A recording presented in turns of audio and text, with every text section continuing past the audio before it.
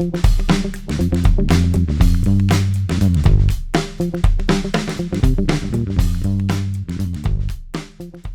et bienvenue sur notre plateau pour un nouvel entretien autour du programme L'Avenir en commun. Cette fois-ci, j'ai le plaisir de recevoir Bastien Lachaud. Bonjour Bastien. Bonjour. Député de Seine-Saint-Denis et spécialiste des questions de défense. Merci Bastien d'être là.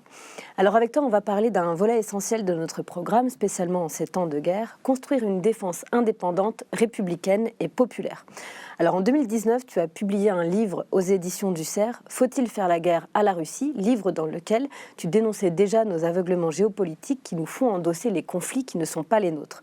Et à ce propos, dans le programme, nous disons que les alliances militaires permanentes comme l'OTAN, construites pour les États-Unis, sont contraires aux intérêts et aux principes de notre pays.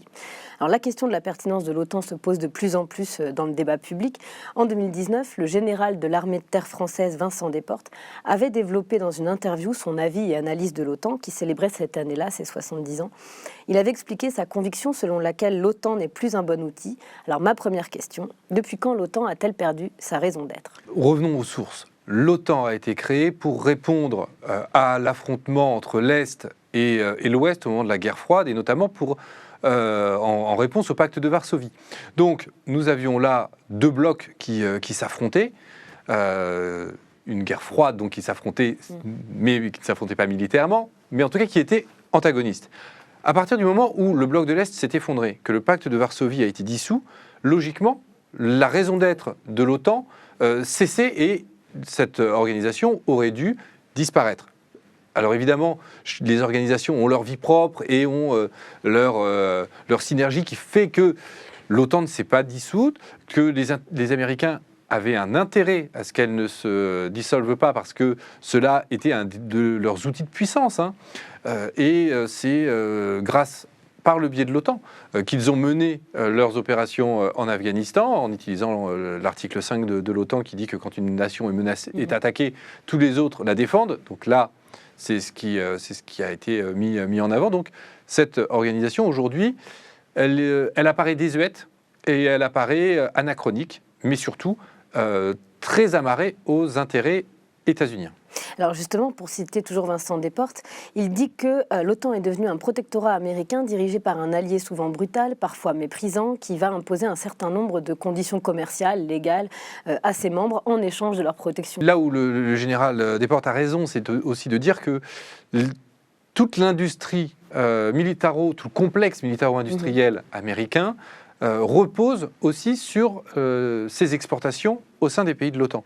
Et notamment avec le président Trump, a été asséné, déjà avec le président Obama, mais encore plus avec le président Trump, la nécessité que chaque membre de l'OTAN dépense 2% de son PIB dans un budget de défense, et notamment pour acheter du matériel américain. Et on le constate.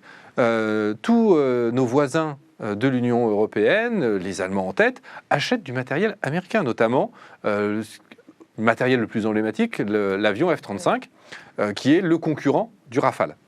Donc on se retrouve avec, d'une certaine manière, des pays qui se reposent sur les États-Unis pour assurer leur défense et sont prêts à acheter du matériel américain. Les Polonais ont même été prêts à payer des millions et des millions pour que les Américains installent une base militaire sur leur territoire pour garantir leur défense. Et les Américains promettent ce que l'on appelle le parapluie américain, qui est notamment le fait que la dissuasion nucléaire. Et donc, on voit bien là tous les intérêts géopolitiques, mais aussi économiques et industriels que les États-Unis ont au maintien de l'OTAN. Alors, depuis l'invasion de l'Ukraine par la Russie le 24 février 2022, le terme non-alignement s'est imposé dans le débat, notamment grâce à nous, à Jean-Luc Mélenchon, qui parle de non-alignement depuis 10 ans. Alors, je vais me faire l'avocat du diable. Dans notre monde globalisé, est-ce que sortir de l'OTAN et être indépendant ne nous porterait pas préjudice ? Alors, je vais vous dire bien au contraire, mais il faut détailler, il faut comprendre pourquoi. Déjà, la France est un pays qui occupe une place à part dans la géopolitique du monde. Déjà par son rang de puissance membre du Conseil permanent de sécurité de l'ONU. membre permanent du Conseil de sécurité de l'ONU. Donc, de fait, nous avons un droit de veto, nous avons une responsabilité particulière vis-à-vis de cette organisation qui, il faut le rappeler, est aujourd'hui la seule organisation internationale qui rassemble tous les pays, qui soit reconnue par tous les pays. Donc, même si aujourd'hui son autorité a été battue en brèche, si elle a vu son aura un peu faiblir, aujourd'hui c'est notre seul cadre et donc il est impératif de tout ramener à l'ONU et de redonner et d'agir au sein de l'ONU pour lui redonner du poids. Donc ça, c'est un rôle que la France devrait se donner. Deuxième chose, la France est une puissance nucléaire. Oui. Il ne faut pas l'oublier. Nous possédons l'arme nucléaire, nous sommes une des rares puissances dans le monde à avoir cet objet de dissuasion qui fait que n'importe quel pays nous attaque nos intérêts vitaux, c'est que la réplique serait tellement inacceptable pour lui qu'il ne le fera pas. Donc notre défense, à partir du moment où nous nous assurons que la dissuasion fonctionne, qu'elle n'est pas obsolète, qu'elle n'est pas dépassée, et c'est des sujets qu'avec Jean-Luc Mélenchon, nous avons mis aussi dans le débat public sur dans 50, dans 60 ans, est-ce que nos sous-marins nucléaires lanceurs d'engins, donc si notre dissuasion océanique sera-t-elle toujours opérationnelle, etc. Donc ça, c'est des débats qu'il faut avoir publiquement, ce sont des débats qu'il faut avoir démocratiquement, il faut que le peuple se saisisse de ces questions de défense. Et donc, à cause, ou grâce plutôt, à ces deux éléments, membre du permanent du Conseil de sécurité, puissance nucléaire, dissuasion, la France peut, d'une certaine manière, assurer sa défense elle-même. Oui. Elle doit pouvoir assurer sa défense elle-même, garantie de son indépendance. Et cette indépendance, eh bien, c'est ce qui va lui permettre d'avoir une voix dans le concert des nations particulière. Une voix qu'elle avait auparavant avec le général de Gaulle, avec le président Mitterrand, une voix non alignée, une voix qui porte haut et fort les principes de notre République, liberté, égalité, fraternité, au niveau international, et qui lui a fait prendre des positions, des fois singulières, mais qui nous permettent justement cela. Et c'est cette position qui doit nous permettre, d'un côté, de dire à l'OTAN, l'OTAN ne doit pas se développer aux frontières de la Russie parce que cela est inacceptable pour les Russes. Et quand les Russes ont fait l'acte inacceptable, contraire au droit international, d'envahir un pays, de violer une frontière et de commettre tous les actes qu'ils commettent dans ce pays, de dire la Russie est la responsable de cette action. Et il faut être aux côtés de l'Ukraine. Donc, le non-alignement, ce n'est pas la neutralité. Ce n'est pas dire, écoutez, on ne prend pas position entre les deux belligérants parce que nous sommes neutres. Ce n'est pas cela. C'est justement pouvoir prendre position en faveur du pays qui est agressé, de pouvoir prendre position seul. C'est-à-dire de pouvoir répondre à n'importe quelle situation dans le domaine international en fonction des intérêts propres de la nation française, du peuple français, et de ne dépendre pour cela de personne. Quand on voit aujourd'hui les Ukrainiens qui résistent magnifiquement, avec grand courage, et il faut saluer la résistance du peuple ukrainien, des soldats ukrainiens, de l'armée ukrainienne, tout entière qui résiste brillamment, mais elle est aujourd'hui... elle a été obligée de demander de l'aide à l'étranger et donc, d'une certaine manière, d'être dépendante de cela. Il n'est pas possible que la France puisse subir un jour cela. Il faut garantir les moyens de l'indépendance de la France. Ces moyens passent également par une indépendance militaire. Alors, tu parlais justement du fait que ces décisions doivent être prises publiquement, démocratiquement. Et dans notre programme, nous disons que la défense, justement, ne doit pas être l'affaire d'un président qui prend seul les décisions, mais elle doit être l'affaire de toute la nation. Pourquoi ? Vous savez, ce qui est assez drôle, c'est lorsque, en septembre 1792, nous avons proclamé la République. Cette proclamation de la République s'est passée le lendemain de la grande victoire de Valmy, où, à l'Est, les soldats mobilisés, c'était la levée en masse, c'est-à-dire que c'était pour la première fois une armée populaire qui défendait son territoire face aux armées coalisées des monarques européens. Donc, sous le moulin de Valmy, les soldats français ont chargé au cri de « Vive la nation » et ont remporté la première grande victoire des armées de fait républicaine depuis le lendemain même. Et c'est cet élément qui fait que la nation en France fait de nous un peuple politique. On est une nation politique. Et cette idée de peuple et de nation politique, ça passe aussi. Et là, ça nous renvoie à l'histoire romaine de la République, du soldat citoyen. Et le soldat citoyen qui défend sa patrie. Et c'est cela qui a amené à la création du service militaire, de la conscription et de tout ce que nous avons vécu du 19e, 20e siècle.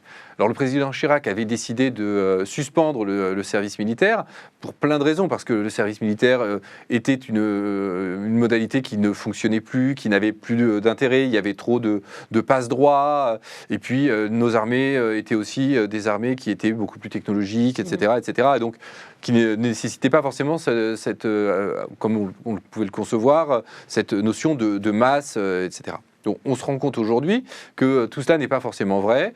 On se rend compte que des fois, nos armées ont besoin de capacités, de connaissances, de personnes formées. Et donc l'idée que les citoyens se mêlent de leur défense est intéressante à deux titres. Un, parce que ça nous renvoie à cette histoire longue du soldat citoyen. Et je rappelle que lorsque, dans les années 60, un quarteron de généraux en retraite a tenté un putsch à Alger, c'est bien parce que ce sont les conscrits qui ont refusé de sauter en parachute sur le territoire national que le coup d'État a avorté de manière aussi pitoyable. Et donc, il est essentiel qu'il y ait un contrôle citoyen de l'armée. Donc, on a cet objectif-là, et puis il y a aussi l'objectif de permettre aux jeunes qui le souhaitent, je précise bien, qui le souhaitent, de pouvoir apporter leurs connaissances aux armées. Je pense notamment, par exemple, dans le domaine du cyber. Aujourd'hui, nos armées, nos services de renseignement ont besoin de spécialistes dans ce domaine-là. Et bien voilà, c'est un moyen aussi d'utiliser des compétences dans la société. Donc l'idée n'est pas d'envoyer des gens faire l'armée pour faire l'armée.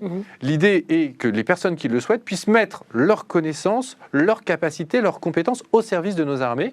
Alors ça, c'est le volet militaire de la conscription.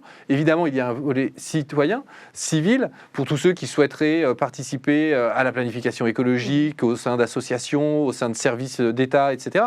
Il y a également toute la notion de sécurité civile dans le cadre d'une grande garde nationale, parce qu'aujourd'hui, on le voit, un des enjeux, c'est l'enjeu climatique, avec la multiplication des phénomènes extrêmes, où on se retrouve dans la nécessité de faire appel à l'armée pour répondre à des inondations, à des incendies, aider à évacuer les populations, protéger les biens, etc. Eh bien, à ce moment-là, il est indispensable d'avoir une réserve capable d'agir et de se projeter, parce qu'aujourd'hui, on est capable d'y faire face, mais quand nous aurons une inondation dans la Somme, un incendie en Provence, etc., une tempête dans l'Ouest, et que de tout arrivera en même temps, eh bien, nos services pourraient être dépassés. Donc nous avons besoin d'une réserve. Et nous avons besoin de gens capables d'être mobilisés pour cela. Voilà l'idée de la conscription. L'idée de la conscription, ce n'est pas de renvoyer les gens dans les casernes. Absolument pas. De toute manière, cela n'aurait pas de sens. Mais c'est bien de recréer un lien vraiment fusionnel qui permette vraiment à la société d'être, j'aime pas le terme résilient parce que ce n'est pas le bon terme, mais qui permette à la société de réagir aux crises et de recréer vraiment un esprit national. Au moment du déclenchement de la guerre en Ukraine, les Français étaient choqués, ils paraissaient ne pas croire que ça allait se produire. Alors comment faire en sorte que des décisions prises tout en haut concernent aussi le peuple? Comment réintéresser le peuple?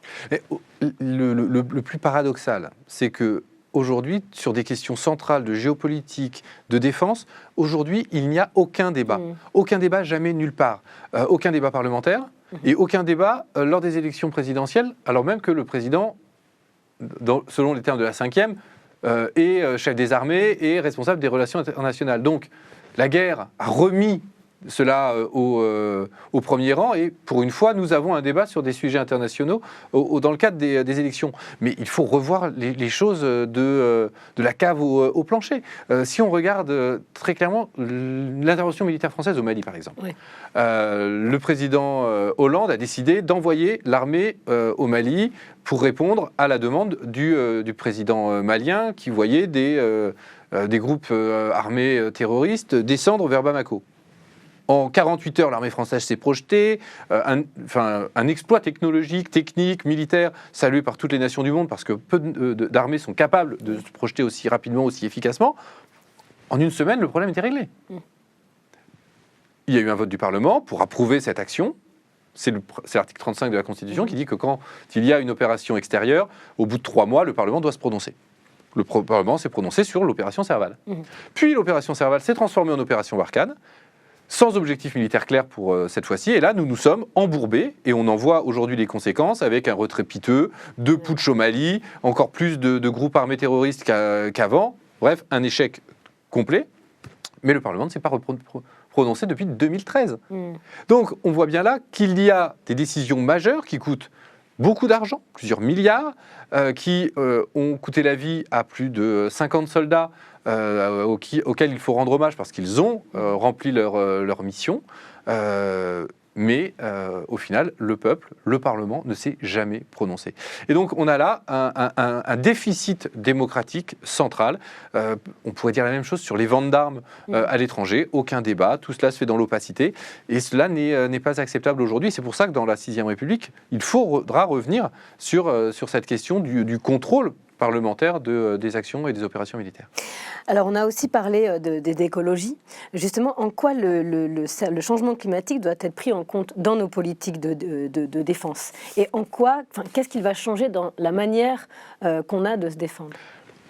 Déjà, là, on peut dire qu'il y a 2 aspects. Premier aspect, l'aspect logistique matériel. Oui. Il faut produire du matériel qui sera en capacité de résister au changement climatique. On ne combat pas de la même manière quand il fait plus 35 ou quand il fait moins 10. Donc il faudra adapter le matériel, etc. Il faudra également envisager l'armée post-pétrole. Parce que si on veut sortir des énergies carbonées et si de toute manière, à un moment donné, il n'y a plus de pétrole, il faut penser l'armée d'après. Donc tout cela, ce sont des choses qui se prévoient et qui s'anticipent plusieurs décennies auparavant. Parce qu'un programme militaire, entre le moment où on le lance et le moment où il devient opérationnel, il peut se passer 10, 20 ans. Et l'appareil en lui-même aura une durée de vie de 30, 40 ans. Donc là, on pense à du plus 60 ans. Donc c'est aujourd'hui qu'il faut penser l'armée post-pétrole. Et ensuite, évidemment, les rôles des armées peuvent évoluer, les conflits peuvent évoluer. Quand je parlais des phénomènes climatiques extrêmes, il ne faut pas oublier nos territoires ultramarins et donc notre capacité de projection vers ces territoires lorsqu'il y a des catastrophes, comme par exemple le cyclone Irma à Saint-Martin, s'il y en a plusieurs en même temps. Voilà, donc, et d'où l'intérêt de la garde nationale. Donc, c'est bien pour ça que nos armées vont devoir être repensées. C'est pour ça que il faut aussi penser peut-être la création d'une force internationale sous les égides de l'ONU pour répondre à ces crises dans les autres pays, notamment les pays en développement qui n'ont pas forcément les infrastructures ou les capacités d'y répondre. On peut d'ores et déjà le penser à l'échelle méditerranéenne, on peut le penser au niveau de l'ONU. Donc vous voyez,